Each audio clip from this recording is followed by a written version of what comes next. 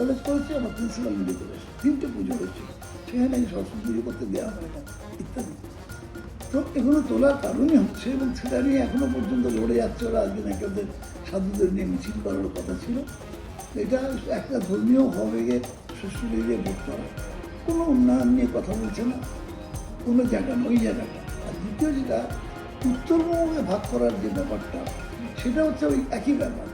উত্তরবঙ্গের মানুষ তার পরবর্তীকালে ভোটের পর জেনারেল ইলেকশনের পরে আমাদের রাজ্যে যতক্ষণ নির্বাচনে সব পড়াতে আমরা জিতেছি, সব পড়াতেই আমরা জিতেছি, এবং আগামী দিনেও যে উত্তরবঙ্গ থেকে যে সিট পেয়েছিল এবার পাবে না। খুবই ফেলা হচ্ছে যাতে করে মসজিদের যে ঘুড়ি, সেই ঘুড়িতে জয় শ্রীরাম দেখা যায়।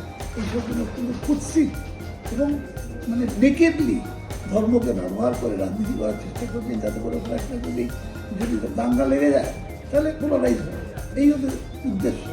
ফলে বাংলার মানুষের যে সংস্কৃতি, কৃষ্টি, তাদের যে দীর্ঘদিনের একটা ভাবাবেগ, এখানকার মানুষের এখানকার মানুষের আলাদা একটা চিন্তা ভাবনা আছে। বাঙালির মননকে সকলেই শ্রদ্ধা করে, সেই জায়গাকে আঘাত করে ভেঙে দিতে চাইছে। আসলে ওদের কাছে এখন অন্য কোনো রাস্তা নেই।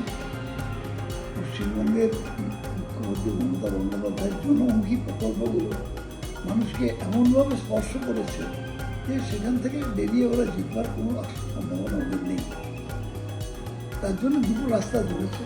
একটা হচ্ছে ধর্মীয় যে ভাবাবেগ, সেই ভাবাবেগকে জাগিয়ে তুলে ভোট করা। তার জন্যে বিধানসভায় সরস্বতী পুজোর মতো লড়াই করলো, যেখানে 3টে সরস্বতী প্রতিমা পুজো হচ্ছে।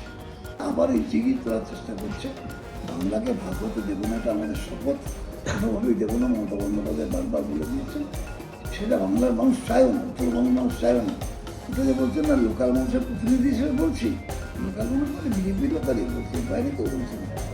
লোকাল মানুষগুলো এটা বিধানসভায় চালাবার চেষ্টা করলেন, কিন্তু ওদের মধ্যে অনেকেই এই ভাগ চেয়েছেন, অতীতেও চেয়েছেন, ভেবেছেন বলে এবারে আমরা উত্তরবঙ্গ পেয়ে গেছি, কিন্তু তারপরে তো জিতেননি ওরা। তা আমি নিজে ইলেকশন করে এসেছি উত্তর বাংলায়, জিতেননি। ফলে নির্বাচনে জেতার কোনো সম্ভাবনা ওদের নেই, কোনোভাবেই নেই। হাজার চেষ্টা করলেও 26 কিছু করতে পারবে না।